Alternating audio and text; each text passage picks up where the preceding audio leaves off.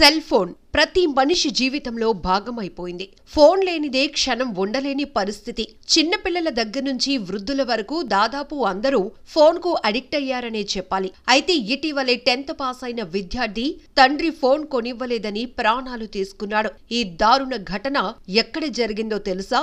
అనంతపురం జిల్లా ఉరవకొండ మండలం మల్లాపురం గ్రామానికి చెందిన శ్రీనివాస్ 10వ తరగతి పరీక్ష ఇటీవల పాస్ అయ్యారు.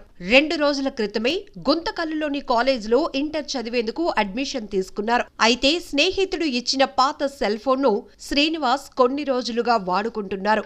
ఈ క్రమంలో కొత్త సెల్ ఫోన్ కొనివ్వాలని తండ్రి నాగభూషణంను కోరారు. కానీ ఇప్పుడొద్దు, కొన్ని రోజుల తర్వాత కొనిస్తానని శ్రీనివాస్ కు తండ్రి నాగభూషణం చెప్పారు. అంతేకాకుండా నిత్యం గంటల తరబడి శ్రీనివాస్ ఫోన్ వాడుతున్నాడని, పాత ఫోన్లోని సిమ్ కార్డును తండ్రి నాగభూషణం తీసుకున్నారు. పాత ఫోన్ తిరిగి తన స్నేహితుడికి ఇవ్వాలని సూచించారు. దీంతో మనస్తాపం చెందిన శ్రీనివాస్ రైలు కింద పడి ప్రాణాలు తీసుకున్నాడు.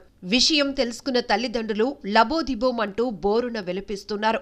ఒక్కటి కాదు, 2 ఫోన్లైనా కొనిస్తాం, తిరిగి రా బిడ్డ అంటూ వారు ఏడుస్తుంటే అక్కడున్న వారంతా కన్నీరు పెట్టుకుంటున్నారు. పోలీసులు కేసు నమోదు చేసి దర్యాప్తు చేస్తున్నారు. తల్లిదండ్రులు పిల్లల ఇష్టాయిష్టాలను అర్థం చేసుకుని వారికి అర్థమయ్యే విధంగా చెప్పాలి కానీ మనస్తాపం చెందేలా ప్రవర్తించకూడదని